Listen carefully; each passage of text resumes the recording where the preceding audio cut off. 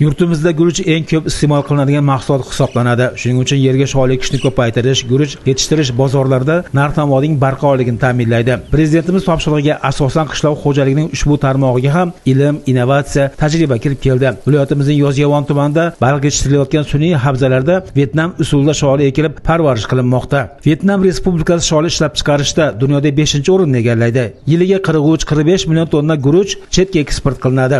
Sholi asosan sun'iy ko'llarga joylashtiriladi. Ana shu ilg'or tajribalar o'rganilib, tumandagi 90 ga yaqin fermer xo'jaliklari tasarrufidagi havzalarga sholi ekildi.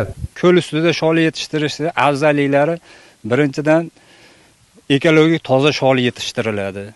O'g'it boshqa hech narsa berilmaydi. Dala sharoitida ekadigan bo'lsak, uni haydash kerak, yer tayyorlash kerak. Bir qancha agrotexnik tadbirlar qilinmaydi bunda. Shuni hisobiga iqtisodiy samaradorligi ham yaxshi bo'ladi.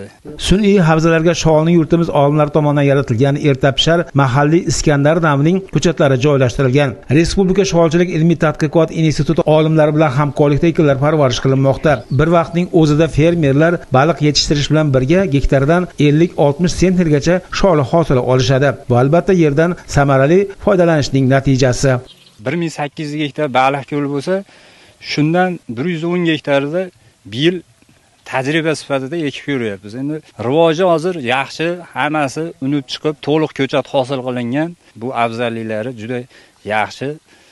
Buni endi kelajakda yanada tarbiq qilib, buni samarali usullarini axtarib, o'rganib, mana tajriba orttirib olyapmiz.